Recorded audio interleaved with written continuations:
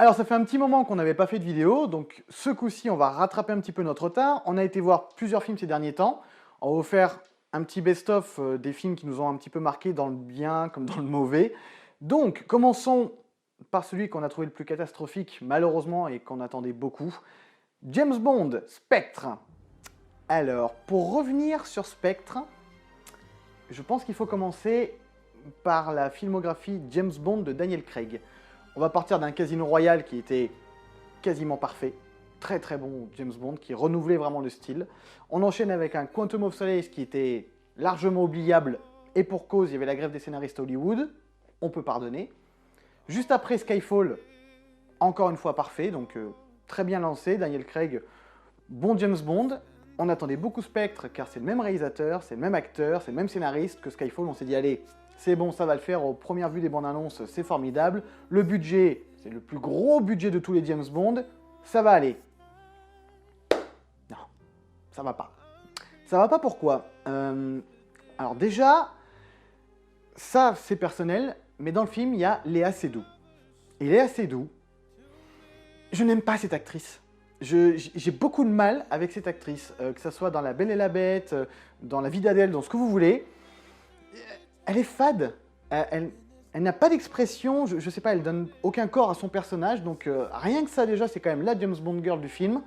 Ben, rien qu'avec elle, elle pète la moitié du film. Alors c'est pas entièrement sa faute, hein. Dedans il y a aussi Monica Bellucci, mais on la voit quoi, 5 minutes à tout casser, donc c'est comme si elle n'était pas là. Daniel Craig est plutôt bien rentré dans le rôle maintenant, donc c'est pas non plus lui le souci. C'est vraiment Léa Seydoux au niveau des acteurs qui va tout péter. Et on a un Christopher Waltz en méchant qui est limite complètement absent de son personnage, alors que d'habitude c'est juste le plus grand acteur de notre siècle peut-être, et là il est absent. Donc voilà, les acteurs c'est vraiment demi-teinte, surtout à cause de Léa Seydoux, qu'on ne peut pas blairer. À part ça, ben, là où ça va pêcher le plus c'est le scénario. Le scénario, ça tourne en rond, ça s'enlise pour rien, ils veulent revenir au début des tout premiers James Bond. Ils ont essayé en fait de faire un espèce de reboot de la saga là, qui ne fonctionne pas. Alors autant depuis Casino Royale, on sait que ça recommence au début, puisque c'est les premières missions de James Bond, donc là c'est dans un esprit logique, qu'on revient vers les méchants de base, la société Spectre et tout, mais non quoi, non, le film dure 2h30, c'est inutilement beaucoup trop long, on s'ennuie ferme, tout ce qui est à sauver, pour être honnête, dans ce film, c'est vraiment les 20 premières minutes. Voilà, l'intro est géniale, le générique, très joli, super beau comme beaucoup de James Bond, et on sait pas ce qui se passe d'un coup, ça s'enlise dans quelque chose de froid, fade, sans saveur, et dès qu'il y a quelque chose qui se passe à l'écran, un petit peu d'action, bah ça y est, on est déjà sorti du film, quoi, ça nous intéresse même plus, et le peu d'action qu'il y a en plus, c'est vraiment pas top. Alors quand on pense que dans le film, il y a quand même la plus grosse explosion de toute l'histoire du cinéma, fait en vrai, hein, pas par informatique ou quoi, bah même quand on la voit, ça arrive tellement tard que ça y est, quoi, la salle a déjà lâché le film, donc... honnêtement, 320 millions de dollars de budget pour faire ça, non, il n'y avait aucune utilité, donc franchement, n'allez pas le voir, ça vaut pas le coup. C'est fade, c'est mou, c'est sans envergure, c'est vraiment peut-être le plus mauvais des James Bond. Dommage. Nous allons enchaîner avec un deuxième film, The Walk. Alors là, par contre, c'est un autre niveau. Le film...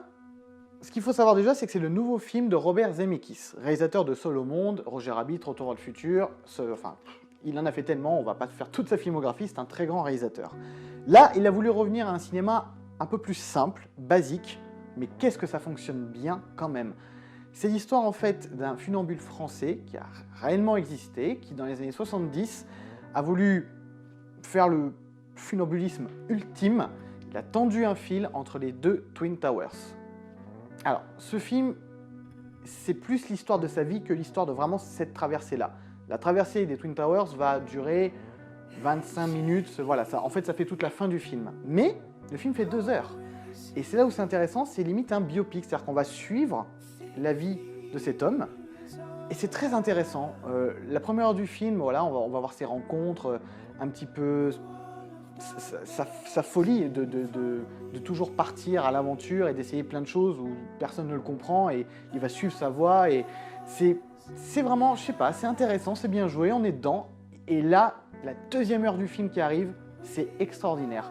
C'est au moment où justement il découvre ces fameuses Twin Towers. Et là, il a l'idée de se dire « Waouh, il faut que je fasse le funambulisme ici et nulle part d'autre. C'est là le truc ultime de ma vie, c'est le but de ma vie. » Donc à partir de là, il va réunir une équipe de Français, d'Américains, d'Anglais, enfin ça part dans tous les sens. Il va partir à New York et nous arrivons à la fin de la construction des Twin Towers. Et c'est là où il va profiter de la fin de la construction pour rentrer sur le chantier. Et c'est limite, c'est comme si on voyait un peu Ocean Eleven quand il prévoit un casse. Bah là, au lieu que ça soit un casse, c'est comment on va faire pour installer le fil. Et c'est super bien foutu, c'est drôle. On est angoissé comme eux de ce qui va se passer. On est vraiment pris avec eux dans cet engrenage fou de cette intention du héros. C'est limite un but impossible à atteindre. Et je ne vous dis pas s'il va y arriver ou pas, vous verrez en allant voir le film. Mais honnêtement, allez le voir parce qu'on passe un petit peu par toutes les phases. Il y a de l'émotion, c'est drôle, c'est une histoire vraie, c'est fabuleux à voir.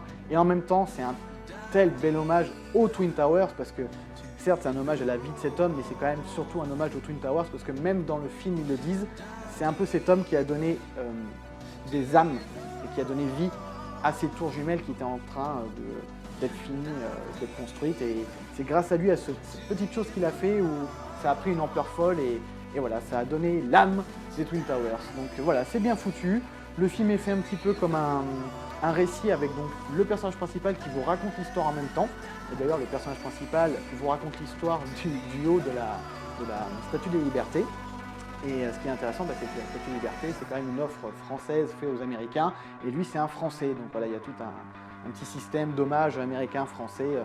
C'est bien, voilà, franchement, ça détend, c'est super bien fait. Et c'est conseillé d'aller le voir en 3D si possible, parce que justement, les scènes de vertige sont assez intenses. Donc voilà, allez le voir, c'est encore un très bon film de Robert Zemeckis, ça vaut le coup. Parlons maintenant de complètement autre chose, un autre style de cinéma. Sicario, grosse claque. Très très grosse claque. Sicario, donc nouveau film du réalisateur de déjà l'excellentissime Prisoners et Incendie, entre parenthèses. Là, il nous revient avec un film sur le cartel colombien. Alors, c'est un peu, alors comment expliquer ça très clairement on va dire que c'est une agent du FBI qui va être débauchée, parce qu'elle est très douée dans ce qu'elle fait, et qui va se retrouver, un peu malgré elle, mélangée à des trafics entre la CIA, le cartel colombien, enfin c'est tout un mélange, toute une combine. Et nous, on est vraiment mis à la place de cette femme qui débarque dans un truc qui la dépasse complètement et qui va essayer de s'en sortir dans tout ça. Franchement, le film, il est d'une intensité, ça nous met à bout de nerfs, c'est 2 heures, mais comme ça, c'est une tension palpable et je pense que tout y fait, c'est-à-dire que ce soit la réalisation, les plans magnifiques, le jeu des acteurs, Benicio del Toro, Emily Blunt, Josh Brolin, les 3 sont terribles, excellents dans leur rôle. Ça nous emmène dans cette enquête très spéciale et c'est vraiment brut de décoffrage. C'est-à-dire que tel que ça se passe dans la réalité, on vous le montre dans le film. Donc, âme sensible, s'abstenir. Ça a beau être un film tout public, il y a quand même pas mal de scènes assez violentes et assez gore. Donc voilà. Mais ça veut tellement montrer ce qui se passe que c'est brut. Et franchement, ça fonctionne, mais à 100%. On sort de la salle, on est à bout de nerfs, tout comme elle. Et ça cartonne, quoi. Donc je peux pas trop vous en dire, parce que c'est une enquête quand même très intéressante à suivre. Foncez le voir si vous voulez voir un très bon thriller, policier, action, enfin il y a tout dedans. Foncez, c'est peut-être un des meilleurs films de cette année. On va terminer par notre gros, énorme, méga coup de cœur de cette année. Ça vient de sortir en Blu-ray, Nos Futurs. Film français, il faut le voir à tout prix. C'est même pas explicable. Ce film, dans toute ma vie, je pense que c'est vraiment ce film qui m'a donné le plus de frissons et dans lequel je me suis le plus retrouvé. C'est extraordinaire. Les acteurs sont très bons, ça, il n'y a pas de souci. Le réalisateur, bien, c'est posé. Voilà, c'est pas tant dans la réalisation que ça va être fabuleux, mais il y a un tel engouement de scénario. Alors, entre parenthèses, la bande originale de ce film, toutes les musiques sont sublimes et trouvées à la perfection par rapport aux scènes, ça correspond parfaitement bien.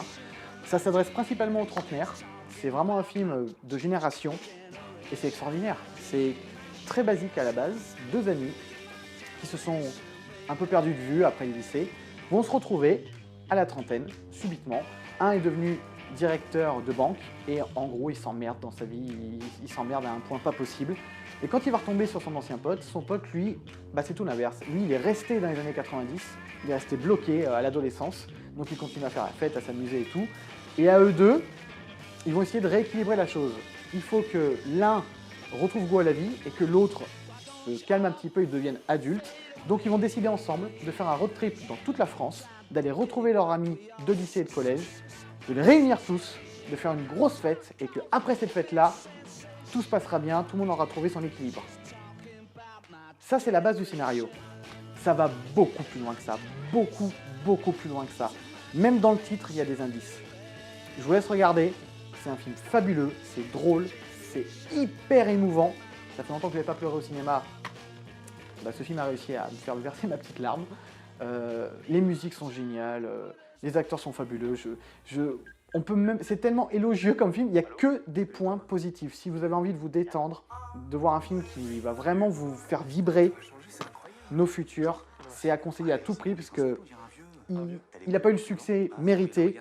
Donc là, il est sorti en DVD, en Blu-ray. Achetez-le, parlez-en autour de vous. C'est peut-être le film de l'année, voire très certainement. Bon, bien entendu, il y a Star Wars qui sort en fin d'année, mais là, c'est pas comparable. Ça, pour l'instant, ça reste le meilleur film de cette année 2015. Dingue que je sache rien de lui. Bonjour, sur place, importé? Alors, c'est quoi ton plan de ouf? Une fête comme à l'époque. Avec tous nos potes, comme avant.